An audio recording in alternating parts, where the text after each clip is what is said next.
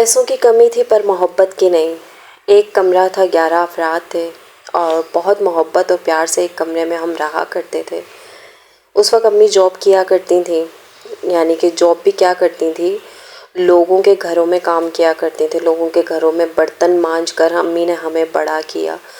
अब्बू को जो है उनके दोस्तों ने नशे की लत पे लगा दिया था। अब्बू नशा करते थे, बहुत अच्छा कमाते भी थे पर कभी घर में नहीं देते थे। अब्बू जो है घर में नहीं देते थे, लेकिन हर वक्त जो है ना बस नशे में रहते थे। लेकिन अल्लाह का शुक्र है कि कभी भी मेरे अब्बू ने अपनी ज़ात से किसी की तकलीफ़ नहीं पहुंचाई। यहाँ सिर्फ मैं अगर अपने अब्बू का ज़िक्र कर रही हूँ तो ज़िक्र इस वजह से मैं कर रही हूँ कि मेरे अब्बू घर में बिल्कुल अम्मी का साथ नहीं देते थे। अम्मी ने इतना मुश्किल वक्त गुजारा कि कच्चा घर हुआ करता था। हम 9 बहन भाई थे, हमें पालने में अम्मी ने दिन रात एक कर दिया। लोगों के घरों के काम करती थी, हम बहन भाई को घर में बंद कर जाती थी।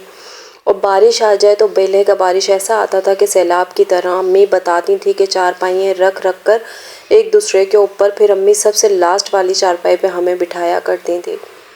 और ऐसा भी वक्त अम्मी ने देखा है कि हमारे घर रहने की जगह नहीं होती थी, हम फुटपाथ पे रहा करते थे। तो कहने का मकसद ये है कि उस वक्त में भी मियाँ बीवी एक दूसरे, कहते हैं ना कुरान शरीफ में अल्लाह ताला ने फरमाया कि मियाँ बीवी एक दूसरे का लिबास है। मियाँ बीवी एक दूसरे का एक यानी कि गाड़ी के 2 पहिए हैं। उस वक्त अगर शोहर बीवी का साथ ना भी देना, तब भी बीवी अपने शोहर से इतनी मुखलिस मोहब्बत करती थी कि मेरे अब्बू की डेथ से पहले ना अम्मी बिल्कुल फिट फाट थी। अम्मी को कभी कुछ भी नहीं हुआ, ना बुखार हुआ ना कुछ हुआ। लेकिन जैसे ही अब्बू की डेथ हुई ना, अम्मी और अब्बू जाहिर नहीं करते थे कि वो दोनों एक दूसरे से इतनी मोहब्बत करते हैं। लेकिन जब अब्बू की डेथ हुई तो अम्मी इतना ढल गई थी कि अम्मी को हज़ारों बीमारियों ने घेर लिया था। तो बस ये वही मोहब्बत, वही खुलूस मैं चाहती हूँ कि हम अपने शौहरों के साथ करें बिना किसी गर्ज़ के।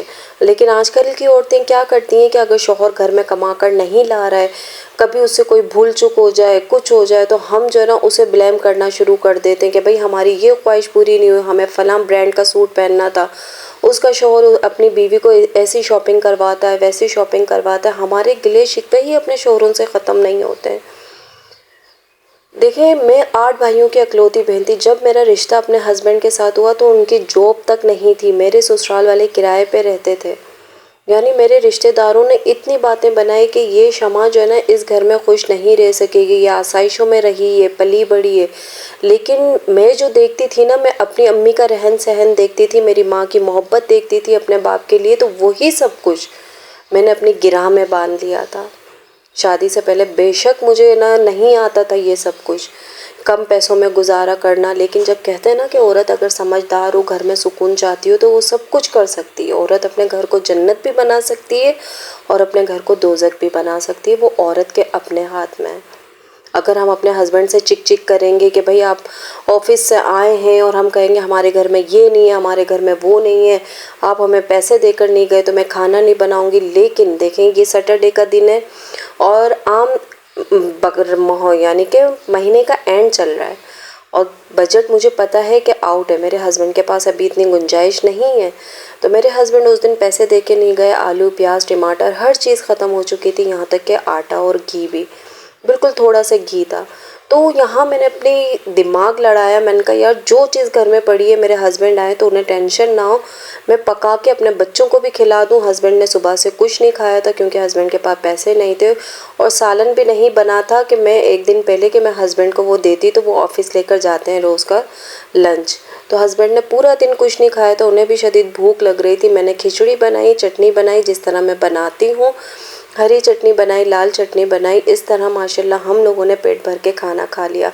तो आप लोगों से भी गुजारिश है कि प्लीज़ अपने हस्बैंड को घर में सुकून दिया करें, ताकि वो घर में आके थोड़ा रिलैक्स रहें। वो जो बाहर काम करते हैं ना, हमें नहीं पता कि उन्हें क्या क्या बाहर फेस करना पड़ता है, कितने जो है मरहलों से उन्हें गुजरना पड़ता है। हस्बैंड कॉल करते हैं, कहते हैं कि मैं पानी के लिए तरस रहा हूँ, पानी पीना है मुझे। जब ये आउटडोर पर जाते हैं, हस्बैंड की आदत है कि वो पानी वगैरह पे भी अपना पैसा खर्च नहीं करते हैं। अगर जहाँ घर जगह जगह कूलर होते हैं तो वहाँ उनका दिल मानता है तो वो पी लेते हैं, अगर नहीं तो फिर वो पूरा दिन प्यासे भी रह जाते हैं। तो आप खुद देखें कि एक बंदा हमारे लिए इतनी कुर्बानियाँ दे रहा है, तो क्या हम उसे इतना नहीं कर सकते कि घर पर आए तो वो सुकून में रहे। सुबह उठी तो मेरी बेटी की ज़िद थी कि अम्मी सबने अपनी, मेरी दोस्तों ने गर्मियों के कपड़े सिलवाएं। ना आप हमें सर्दियों में सिलवा कर देती हैं, ना गर्मियों में, बस हमारे ईद पे ही कपड़े आते हैं। तो वो बहुत ज़्यादा बज़िद थी कि मुझे जो ना गर्मियों के कपड़े चाहिए, गर्मियों के कपड़े चाहिए। तो बस मैंने फिर क्या किया, अपनी अलमारी साफ़ की, उसमें से अपने जो पुराने दुपट्टे थे, क्योंकि घरों में तो हमारी अमूमन एक ही दुपट्टा हम पहनते हैं हर सूट पर, तो मेरे जो दुपट्टे नए जैसे थे, जो पुराने भी थे, वो मैंने निकाले। इंशाल्लाह मैं आज कल मैं अपनी बेटी के कपड़े सियूँगी तो वो भी मैं आपके साथ शेयर करूँगी। कमीज़ें निकाली मैंने, अपनी बेटी से कहा मैं इसमें से आपके कपड़े सी दूँगी, तो बेटी बहुत ज़्यादा खुश हुई।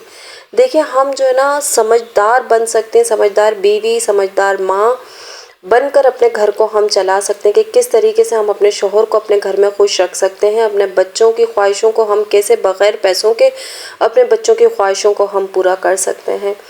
तो बस जी यहाँ पे जो है सैटरडे की नाइट थी, बच्चों ने ज़िद की कि हमें सुरमा वाला में जो है ना गायें दिखाने लेकर जाओ। उन्होंने टीवी में देखा था, न्यूज़ में आया था कि सुरमा वाला में बड़ी बड़ी गायें आई हैं। तो हस्बैंड ने कहा चलो, हमने खाना भी खा लिया, जल्दी फ्री हो गए, लाइट आने में अभी 1 घंटे का टाइम है, तो हम लोग चलते हैं। और हस्बैंड आज बहुत ज़्यादा खुश थे मुझसे, उनका बहुत कहने मेरी बहुत बड़ी तुमने टेंशन हटा दी।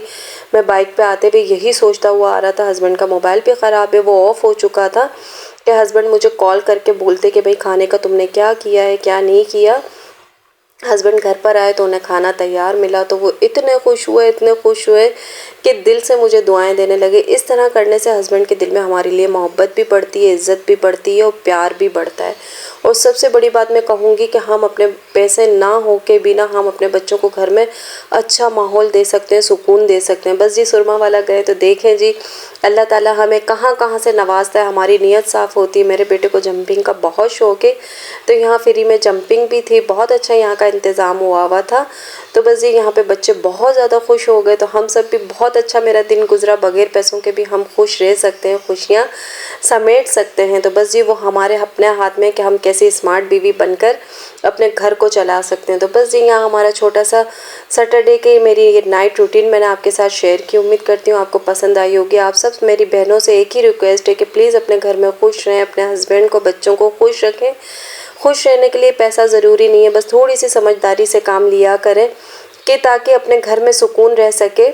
तो बस जी मेरा ये आज का व्लॉग यहीं तक था, और ये ऊँट मुझे बहुत पसंद आए थे। बस अल्लाह से दुआ है कि अल्लाह ताला सबकी कुर्बानियों को अपनी बारगाह में कबूल फरमाए, और जो जो इस कुर्बानी के लिए तरस रहे हैं अल्लाह ताला उन्हें भी असबाब बना दे कि वो भी जो है ना इसमें कार खैर में हिस्सा ले सकें। अल्लाह हाफिज़।